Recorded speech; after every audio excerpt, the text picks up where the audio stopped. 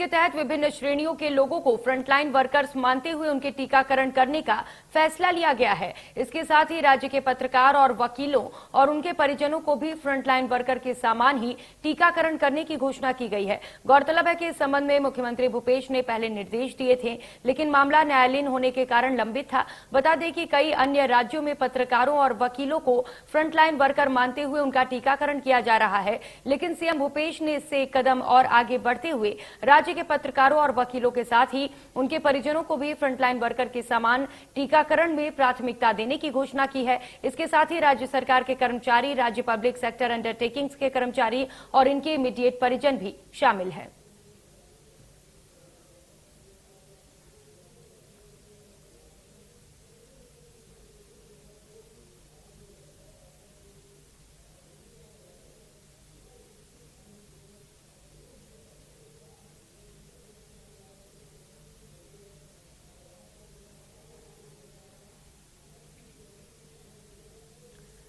तो मुख्यमंत्री भूपेश बघेल ने घोषणा कर दी है कि अब कोविड-19 टीकाकरण के लिए सिर्फ पत्रकार और वकील ही नहीं बल्कि उनके परिजनों को भी प्राथमिकता के तौर पर वैक्सीनेट किया जाएगा। तो ये बड़ी पहल सरकार की ओर से, जहां पर सिर्फ पत्रकार और वकीलों का ही टीकाकरण नहीं किया जाएगा बल्कि उनके परिजनों को भी प्राथमिकता के तौर पर टीकाकरण किया जाएगा।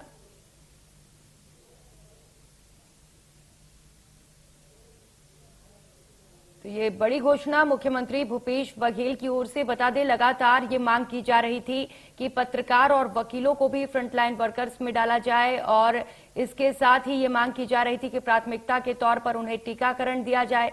लेकिन अब जब सभी प्रदेश में पत्रकार और वकीलों को टीकाकरण दिया जा रहा है प्राथमिकता के तौर पर, इस बीच ये बड़ा फैसला और बड़ी घोषणा भूपेश सरकार ने की है, जहां पर सिर्फ पत्रकारों और वकीलों को ही नहीं बल्कि उनके परिजनों को भी टीकाकरण प्राथमिकता के तौर पर दी जा रही है।